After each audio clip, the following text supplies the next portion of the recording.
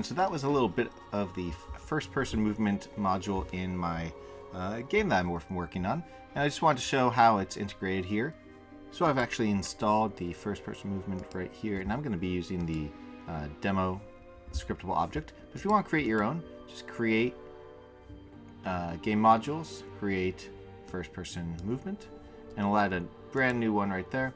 And once it imports that, you'll see this object right here. And I'm going to delete that so I don't confuse myself later. Now the object is very basic. You can invert your tilt, you can set your min and max tilt. That goes up to negative and positive 85 degrees from 0, which is straight. You can also change your tilt speed, pan speed, walk speed, and run speed. And then you've got the dictionaries. If you have the dictionaries module installed, then you'll see this. Otherwise, you'll see a big purple button telling you need the dictionaries module installed. That means that inside your scriptable object, you can add any number of key value pairs for Infinity PBR dictionaries. These aren't traditional dictionaries, but they're very similar and they can be serialized.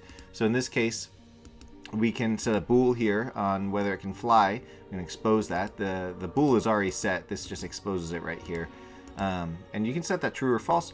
And then, these other things can be set as well. How you use them in your project is completely up to you. But this means that you can add basically unlimited additional information to your scriptable object here that better suits for your game. And it also might help with integrating with other assets as well. You can also show the full inspector if you want to dig down into what the actual values are. You can see them all here and see the values there. And then on the character itself, two scripts here. We have the first person movement, which comes with the script as just a script that you can add to your project. And we also have the input, which is part of the demo scripts. So let's go ahead and start with the input here. As the note says here, this is just meant to be a very simple demonstration of how to pass data into the first person movement control script.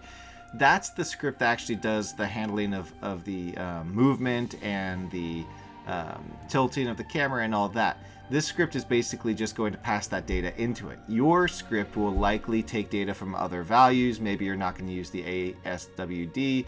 Maybe you're not going to be using mouse for look. Maybe you've got a game controller. However you get the data into the script is completely up to you.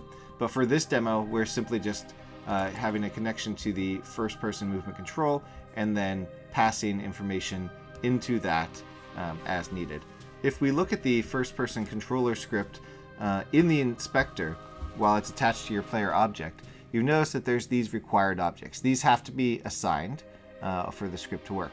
And then these are the values that you're going to pass in. They're public right now, but as we play the game, if I press play here, so now you can see the values moving as I move around. These control options are control whether or not the player can move, tilt, or pan. If you have a turn-based situation where they can't move, but they can pan and tilt around, then you can toggle off the can move during script, and then they won't be able to move around.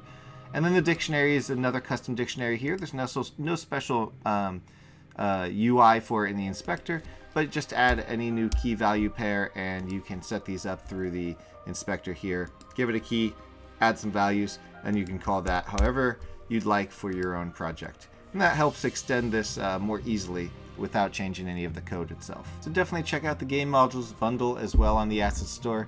You can get all the bundles together at the same time, as well as any future modules we create for this series will be also included in the bundle.